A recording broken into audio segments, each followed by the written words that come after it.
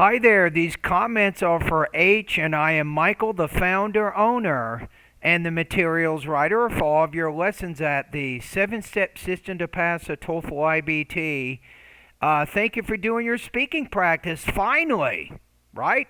I've been waiting to get your practice test. I know you're one of my TOEFL Speaking Bootcamp course students, and I think we are ready to go right now, so I have the independent speaking rubrics here.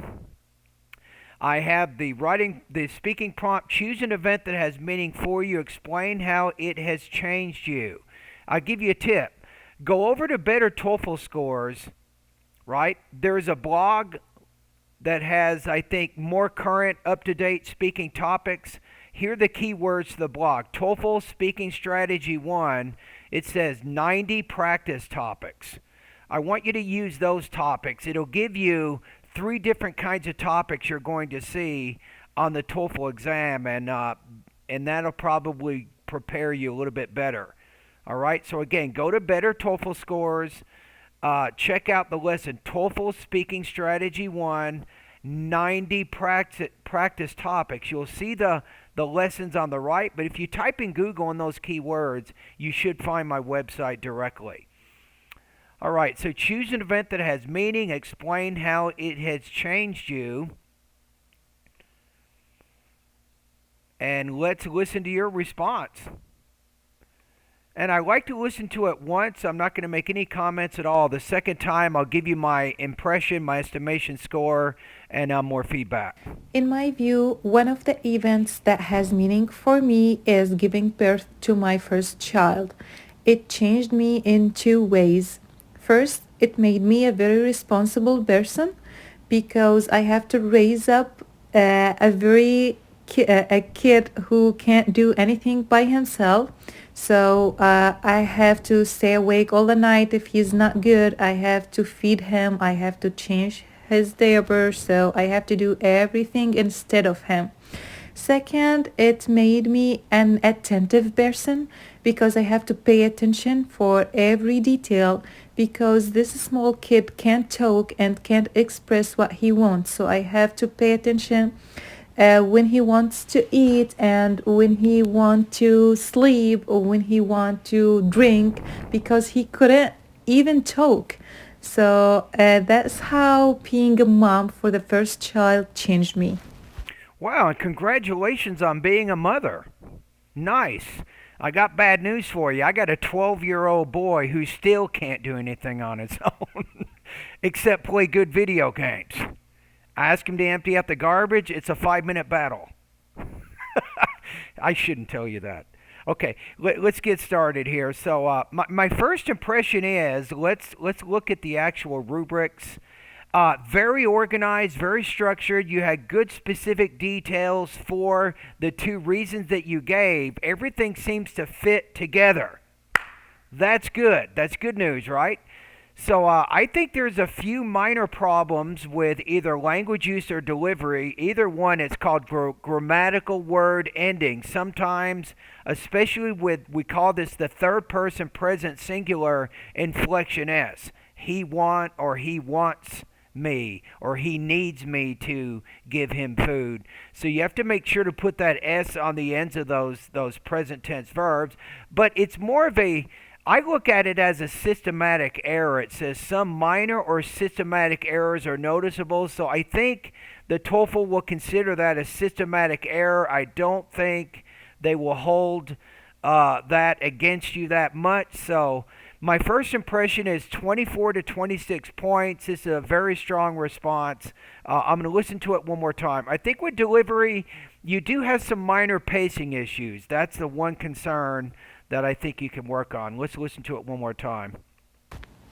In my view, one of the events that I would just say one of the events and not in my view. Your speaking response is already too long, so don't throw any unneeded words in there. You got to get this down to 45 seconds. has meaning for me is giving birth to my first child.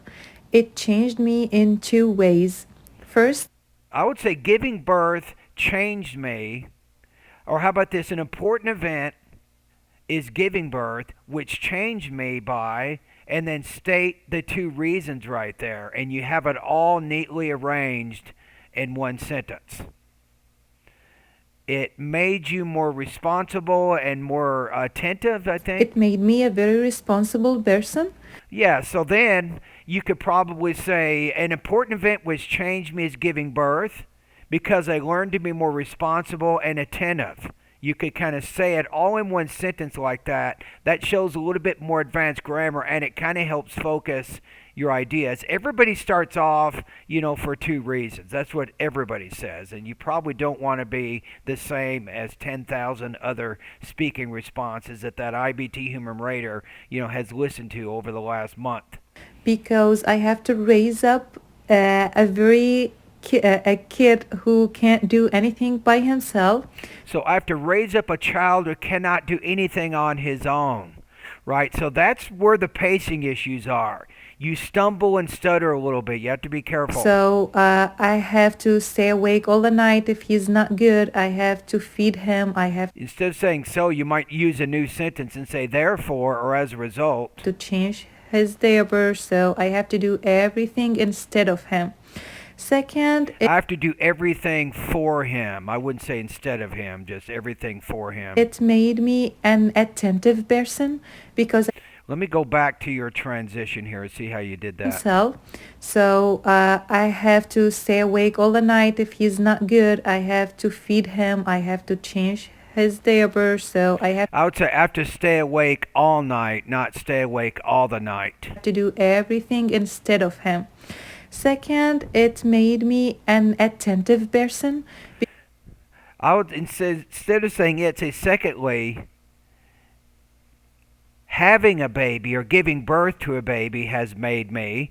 So I would not say it. When you use the second reason, you want to use some specific words that tie back to what you said in the introduction, right? So I wouldn't use a pronoun at that point.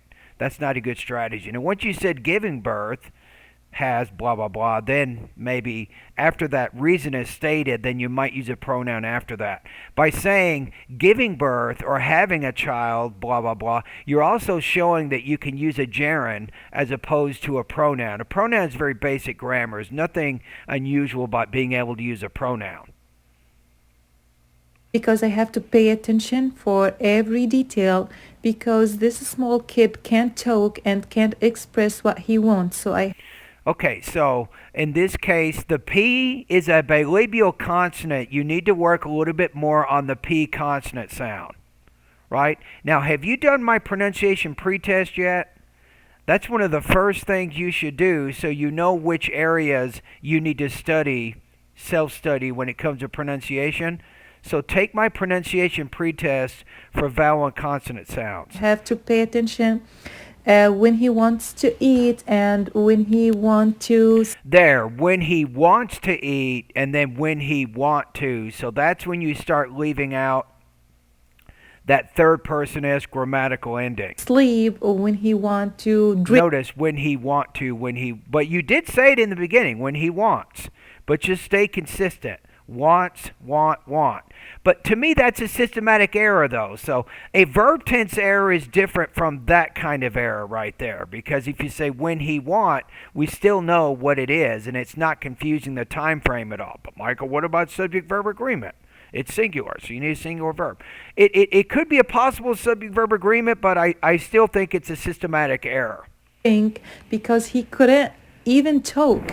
So that's how being a mom for the first child changed me. Okay. In my view. Okay, so the second time I listened to it, I think the delivery is going to hold you back. I'm going to put you at 22 to 24 points on this. I'm going to lower it slightly.